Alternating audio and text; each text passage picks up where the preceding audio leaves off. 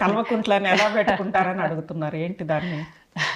ఇక అది ఎంత భయంకరం అంటే అండి, రిగ్రెసివ్ థింకింగ్. ఏదో పాతకాలము కన్నా పాతకాలం థింకింగ్ అది. ఇప్పుడు 10th క్లాస్ చదువుకున్న ప్రతి ఆడపిల్లకు పేరు మార్చుకోవాలా అనేటటువంటిది పెద్ద ఇష్యూ అవుతుంది. కాబట్టి ఎవరు మార్చుకోవట్లేదు. చిన్న కష్టం రాగానే నువ్వు కల్వకుంట్ల కాదు, నువ్వు దేవనపల్లి అని నన్ను ఏదో వేరే వైపు తోసేయాలనేటటువంటి ఒక వెకిలి ప్రయత్నం చేస్తున్నారు. దానివల్ల నాకు వచ్చేదేముంది చెప్పండి? ఫస్ట్ ఆఫ్ ఆల్ వాళ్ళకి నష్టం. ఉద్యమంలో మీరు నినదించినప్పుడు కల్వకుంట్ల కవిత ఇప్పుడు కాదు, అంతే. ఇప్పుడు కాదనమాట. ఎందుకంటే ప్రశ్నిస్తే ఇప్పుడు కాదు, ప్రశ్నించకూడదు, సైలెంట్గా ఉండాలి. సో అట్లాంటిది కుదరదు. నేనేమంటా అంటే ఇట్ ఈస్ మై రైట్. చాలా బాధ అనిపించిందండి. అంటే ఈ విమెన్ని ట్రోల్ చేయడం ఈజీ అయిపోయింది. మనం కూడా ఏదైనా కనుక్కోవాలి మందు.